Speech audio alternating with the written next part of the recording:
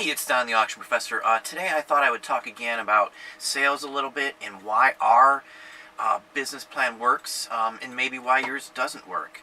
For us, we buy a lot of items really cheap and we can sell a few items out of it really quick and make our money back right away. So then the rest of the items can sit for on our 90-day plan where we build some more up or we stagger them so we can list certain items at certain times of the year. But for the most part, it works because people don't do their research. And that's another reason why drop shippers work. I mean, for us, I wouldn't do drop shipping, but for the drop shippers, they dwell on the fact that a lot of people don't spend the time to research the items. And that's how I can make money off of dealers and, just all over the place find stuff that's worth money that everybody else has either missed or they even bought it and then priced it too low, and then I can rebuy it from them and then resell it. And that's basically what drop shippers are as well too. But for us, I wouldn't do drop shipping.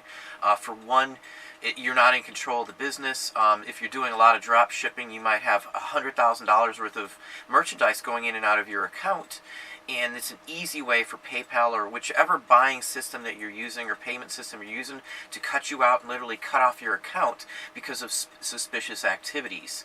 And along with that, when you hit over a certain mark in sales or purchases, that can be reported to the federal government for suspicious banking practices as well too. So unless you have a stable way of doing this and other income coming in and other sources of financial payment systems, I would never do drop shipping personally because it can tank your feedback right away if items aren't available to be shipped, or if the company you're picking up your items to drop ship from doesn't ship right away, so your feedback's gone. And there's so many other aspects you can get it shut out of the PayPal or any other of the systems by doing that. But again, this all works. Our plan works. The drop shipping works, and a lot of other people's plans work because people don't research their items before they sell. That's why garage sales work for you. It's all down to research. So you folks going to garage sales, church sales, rummage sales, thrift stores and picking up stuff, it works because most thrift stores do not research anything. Most garage sales do not research anything. If they do, they're usually doing what they would think would be higher end items, but they're not doing it on clothing for the most part. That's why you can walk into a Savers or Goodwill or Salvation Army and you can find like a Versace shirt or something along that line, Pendleton sweaters, and the list of stuff you can find is pretty good. So and we found many high dollar items, many shoes and Nikes and on, all kinds of stuff you can find there because it's not researched. If you're going after clothes and books and video games, you're going after those kind of items that are readily available, but there's a bigger market. There's many more people buying the same items. There's a huge competition on it. Most YouTubers talk about the same things. Clothing, which is the biggest thing that you're going to find on a YouTube video, is people talking about clothing. Again, I'm trying to stay away from that, show you some different items to actually be a little more help than what everybody else is showing you. I do sell clothing, obviously. Again, mostly $30 or higher items, mostly just shirts, nice fancy shirts, leather jackets, coats, and winter items, and then some shoes here and there. But that's what we do in clothing. But again, research. I talk about it so much. You want to find a price something and you can't find it somewhere, you got to do some research. You got to judge on like-minded items and things like that. And that's why the smalls, when you get things in bulk, like a bulk postcard purchase or something along that line, the people who have these might have a couple thousand of them. There's no way they're going to look all those up. There's just no way. You might run into a dealer that had a big postcard business, and you'll find some in booths that have been looked up with correct prices on them. But that's rare for me. I can almost always go to a antique mall or antique store who has any number of a couple hundred or 1,000 or more postcards and pull out some really good ones, no matter where I go. There's maybe one or two places I've been that I wasn't able to find much at all, but for the most part I can find something to resell because I have such a wide grasp and such a expanded category option to purchase in.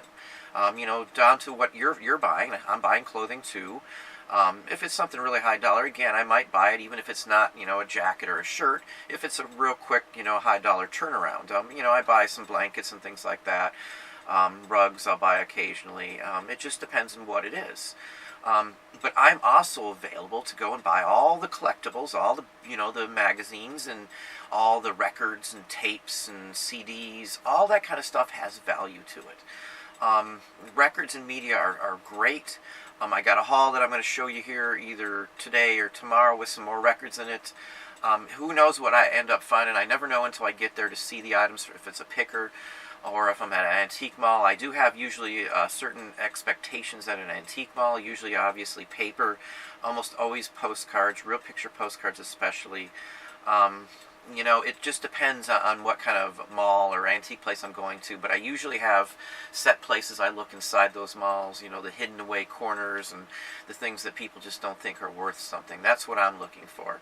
And again, I keep talking about it, and I keep talking about research. I only got to a spot where I'm at now doing the kind of sales that we're doing now on eBay, and Amazon and Discogs, and we do sell on Poshmark and Etsy.